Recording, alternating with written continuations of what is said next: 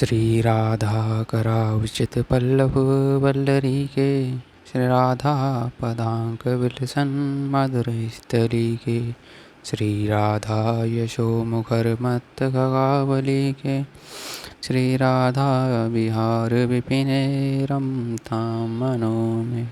श्री प्रियाजू के चरणन में रति कैसे हुए। सबसे पहली बात आ जाए कि प्रियाजू के चरणन में रति कैसे हुए। जो हमारे श्री हित हरिवंश महापुरी द्वारा स्थापित वृंदावन रस रीति है, वृंदावन रस रीति की उपासना में श्री राधा चरणन को प्राधान्य है।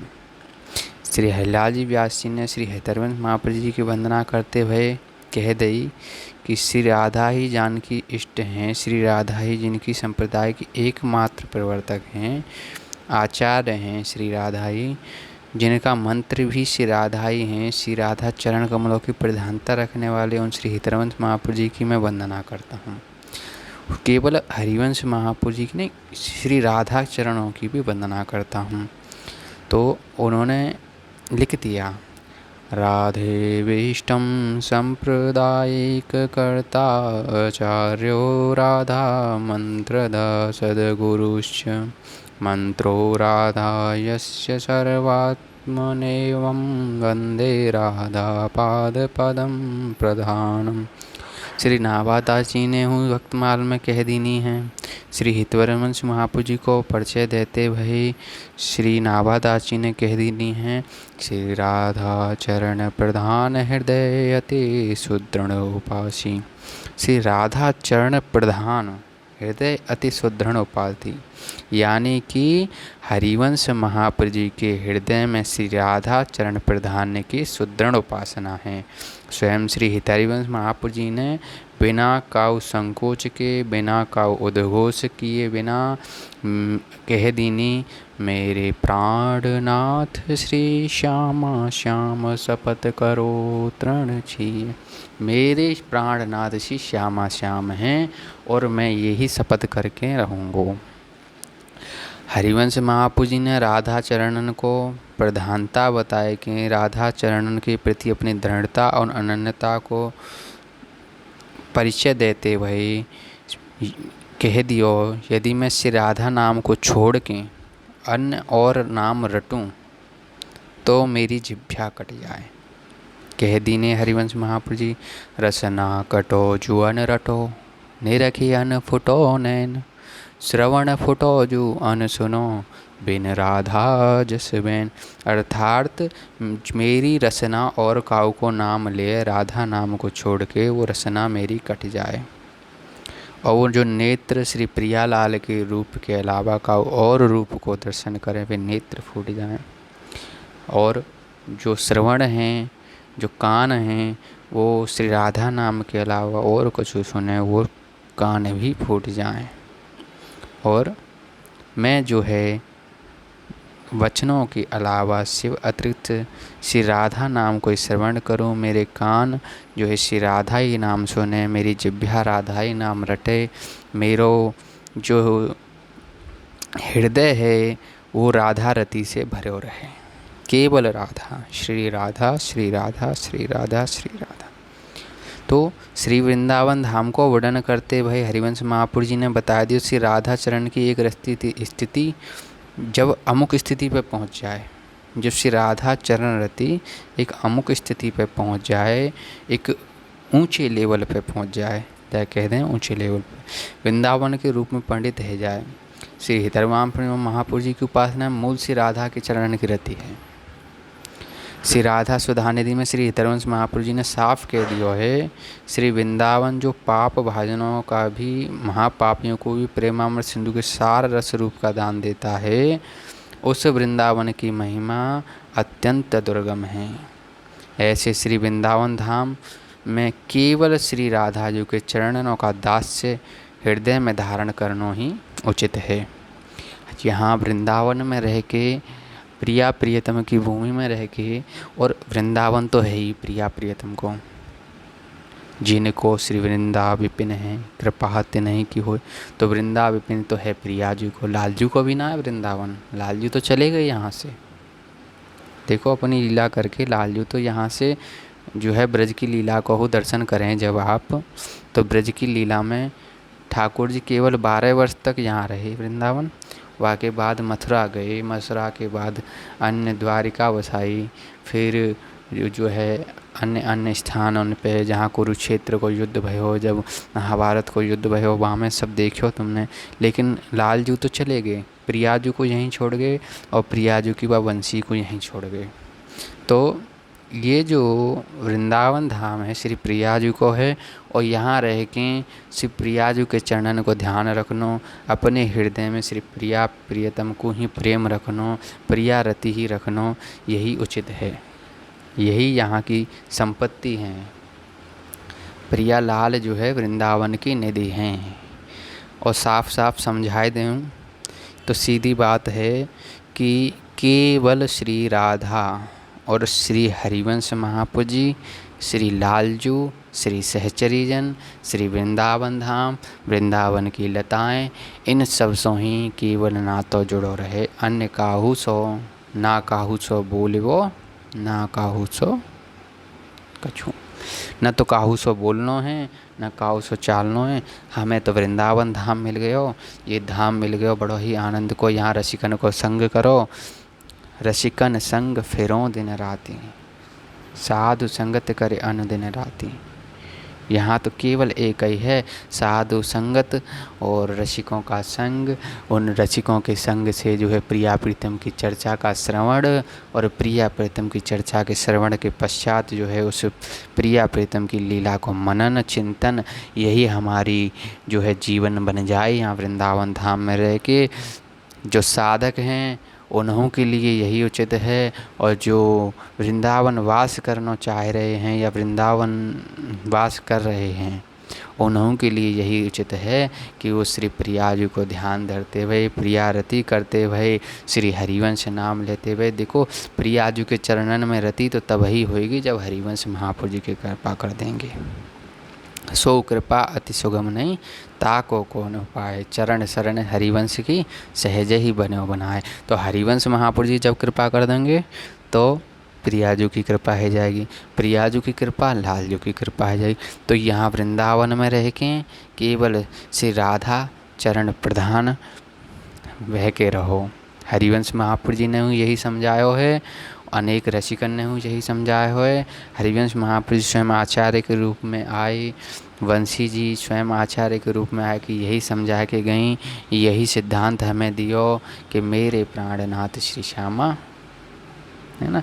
तो मेरे प्राणनाथ श्री श्यामा श्याम हैं, तो फिर उन्हीं को दास्य भाव रखो और कोई नहीं। श्री राधा चरणन को सुख इतनो भारी है कि जामें राधा कैंकर प्राप्त कर लियो है, राधा की सखी को भाव प्राप्त कर लियो है, कैंकर सखी को भाव प्राप्त कर लियो है। वृंदावन भाव को समझना बड़ो ही कठिन है। वृंदावन को समझना, वृंदावन के भाव को समझना बड़ो ही कठिन है। जब मन की स्थिति यह है जाए कि केवल श्री राधा, केवल श्री राधा, तब वृंदावन धाम समझ में आएगा। श्री प्रियाजू की कृपा तो है जाए तो वृंदावन धाम समझ में आएगा।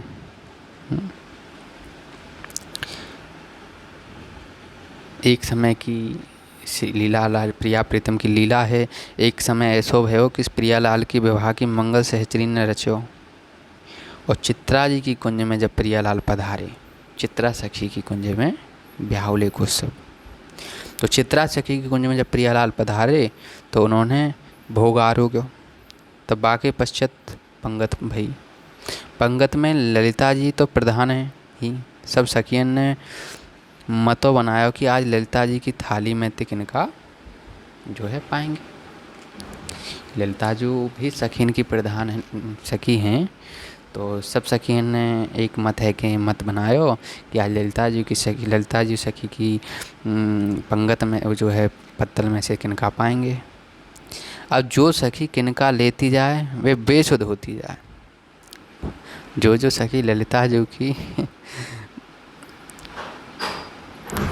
पत्तल में से किनका लेती जाए, उनकी थाली में से जो किनका लेती जाए, तो जो है वो सखी बेसुध होती जाए। ये सूचना प्रियालाल जी को जब लग गई, जब ये सूचना प्रियालाल जी को लगी, तब प्रिया जी समझ गई कि प्रेम समुद्र को कहीं करंट लगेगा। प्रिया जी समझ गई कि जो ललिता जी को प्राप्त है, और वो जो मतलब झूठन पाने से सभी सहचरियों को, ललिता जी की किनका पाने से और सभी सहचरियों को जो है प्रेम रस का करंट लग गया। कहने का मतलब है प्रेम की चसक लग गई। तब वो कहावो कि तब उन्होंने कही कि हमारी थाली की झूठन खिलाओ। प्रिया जी ने कही कि हमारी थाली की झूठन खिलाओ। शकीन ने बताया जिनने किनका लियो वे सब बेसुध पड़ी हैं। सब प्रिया जी ने कही कि लड्डू को चूरा फेंको। जब चूरा फेंको गयो तब सब चैतन्य वहीं। अब चूरा का को फेंको गयो। शकीन ने जो बताई कि सब सखी बेसुध भई पड़ी हैं, केवल केवल ललिता जी की थाली को किनका पाए वैसे। अब प्रिया जी ने कही कि हमारी थाली को पवा, हमारी थाली को झूठन पवा तो शायद चेतना आवे। पर ऐसे नहीं। तो उन्होंने प्रेम को चूरा फेंको, तब जो है सब सखी चैतन्य भई, सब चेतना में आई। तो ऐसी एक समय की बात हुई, शकीन को मन भयो प्रियालाल को नौका विहार कराए बेको। तो सब चित्रा जी की कुंज में ये लीला जो है ब्याहुले के बाद है। ब्याहुले के तत्पश्चात ही मन भयो कि अब प्रिया प्रीतम को नौका विहार कराया जाए। सबने चित्रा जी की कुंज के निकट नाव लगा दी। जब नाव चले हुए लगी तब ठाकुर जी के मन में कछु कौतुक करवे किया है। ठाकुर जी के मन में तो हमेशा ही कछु न कछु कौतुक करवे किया है। प्रियालाल सहचरीन को रस बढ़ावे के ताई जो है नित्य नए कौतुक करे ही करे हैं। तो लालजू के मन में इच्छा भई कि कोई कौतुक करे हो जाए, तो उन्होंने अपनी बंसी बजाई। और बंसी जी को जैसे ही नाद भयो, बंसी को नाद बहते ही सबन की विपरीत गति बह गई, अर्थात जलभूमि बन गयो। सारी सहचरियाँ बहुत प्रसन्न है गई। नौकांत सब कूद कूद के बिहार करे भी लगी। जब सब उतर गई तब ठाकुर जी ने फिर बंसी बजाई और बा के प्रभाव के थल में पुन जल है गयो। माने यमुना जी जहाँ नौका विहार करे, जहाँ जल में नौका विहार कर रहे, वहाँ जैसे ही ठाकुर जी ने बंसी बजाई तो सब भूमि जो है जलबीन है कि, और सब सहचरी वहाँ वृंदावन की भूमि में आनंद करे भी लग गई। और फिर दोबारा ठाकुर जी ने जो है बंसी बजाई तो फिर वहाँ जल है गयो। तो सखियाँ जल में डूबने उतराने लगीं। उसी समय सखी जब उतरने लगीं जल में और जल में डूबने लगीं, अब तो जल हो गया, पहले वहाँ जल सूख गया और फिर एकदम से जल हो गया। ठाकुर जी को लीला करने, देखो कैसी लीला कर रहे हैं। अब सारी सहचरियाँ डूबने लगी। अब सकीन ने मत बनाया कि आज लालजू को सबक देना है। सकीन ने श्री वृंदावन सखी ते नए वस्त्र मांगकर गीले वस्त्र की उतार कर उन्हें धारण कर लियो। सकीन ने देखो कितनी चतुराई दिखाई। सकीन ने जो है वृंदावन सखी ते कह के नए वस्त्र मंगाए कर गीले वस्त्रों को उतार कर उन्हें धारण कर लियो। नए वस्त्र धारण। एक बार चतुराई सखी ने ठाकुर जी को जली कटी भी सुनाई। सखी ने सोचो कि इनसे कहने सुनने में कोई लाभ ना आए, सीधो बंसी जी के पास पहुंच गई और बंसी रूपा है सखी ने बोली कि आज ठाकुर जी को मुलाहिजो मत करनो। मुलाहिजा माने उनसे मुख से कोई बात ही नहीं वो मत करना, जो है उन्होंने सुनाना करना मत, और हमारी तरफ से रही हो। आज ठाकुर जी कितनी भी फूंक मारें पर आप बजियो मत। अब बंसी जी को ये बात समझा देने कि अब तुम्हें बजनो ना है, बंसी तो हिस्स सकी है, हिस्स सजनी जो है, तो हिस्स सजनी जो बंसी को बात समझा देने। आज ठाकुर जी कितना हो तुम में जो है प्रयास करें बजाए बे को, तुम बजियो मत, बंसी जी से ये बात कह रही। तो फिर क्या भयो, बंसी जी बोली कि मैं ऐसी करी तो दूंगी, पर मेरो लालजू ने जीवन भर लालन पालन किया तो मैं उनके साथ कैसे ऐसे कर पाऊंगी। बंसी जी ने कही कि लालजू ने मेरो जीवन भर लालन पालन कियो है तो मैं उनके संग ऐसा कैसे कर पाऊंगी। तब शकीन ने कही कि आपको स्वामिनी जी की आन है। स्वामिनी जी को जब कसम दे दी स्वामिनी जी की, तो बंसी जी चुप रह गई। और ठाकुर जी को क्षण क्षण में बंसी नाद करने की इच्छा हुए तो ठाकुर जी ने स्वभाव बस बंसी हाथ में ली नहीं, और जैसे ही बजावे की चेष्टा की, फूंक मारी। फूंक फूंक के हैरान है कि ठाकुर जी, पर बंसी जी नाय बजी। अब बंसी जी नाय बजी। सहस्री ने कही कि हमारो बदलो है गयो, अब आप बजाओ। बंसी जी के बजाए हुए कि जब लालचू सारे उपाय करके हार गए, तब दीन है के सहचरी के पास आए और बोले कि आपको बदलो तो है गया, पर हमारी ये बंसी बजेगी कैसे। मतलब बंसी बजाई तो जल की कीड़ा हुई, जल नहीं रहा, वहाँ सहचरियाँ नृत्य करने लगी और फिर जल में डूबने लगी सहचरियाँ बंसी नाद करने से। तो सखियों को एक रोष हुआ कि इनसे कहने सुनने में कोई फ़र्क ना पड़े, या तो या बंसी जी को ही समझा दे। तो उन्होंने भेज सखी को बुलाया और बंसी जी को समझाया कि आज तुम ठाकुर जी कितना प्रयास करें पर बजियो मत। तो बंसी जी नहीं बजी। अब ठाकुर जी चिंतित, अब ठाकुर जी कहें अब तुम्हारा बदला है गया, अब या बता तो दे कैसे बजेगी। तो या तो आप बताओ। सहचरी लालजू की दीन काकू वाणी द्रवित है कि बोलें कि लालजू या बंसी के हमारी स्वामिनी जी के चरण कमलन ते लगाओ तब बजेगी। तो बंसी जी जो है प्रियाजू के चरण कमलन को रस आस्वादन करके लालजू को रस आस्वादन कराए। प्रिया चरणन में बंसी रहे हमेशा, रास के समय लालजू अधरन पे धारण करे हैं। तो उन्होंने कही कि यह बंसी जी को प्रिया चरणन को आश्रय दिवाओ, प्रिया चरणन को संग कराओ, प्रिया चरणन की दासी बनाओ, तब बजेगी। तब ठाकुर जी ने श्री प्रियाजू के चरण कमलन से बंसी लगाई, तब जाए के बंसी जो है बजी।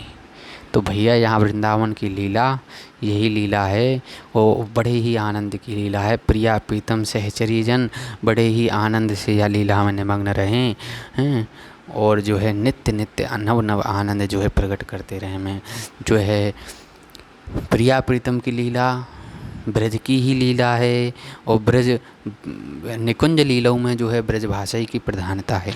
प्रिया प्रीतम केवल जो है ब्रज भाषा ही में संवाद करे हैं, एक दूसरे से जब वो बतरामे हैं तो ब्रज भाषा ही में बतरामे हैं। और जब ब्रज भाषा के बचावे ताएँ, जब ब्रज भाषा को समझ ताएँ आप सबन को हूँ, जब ब्रज भाषा को रसास्वादन करना चाहिए, ब्रज भाषा को आनंद लेना चाहिए और यह ब्रज भाषा को सीखना चाहिए। अपने आने वाले समय में जब ब्रज भाषा को जो है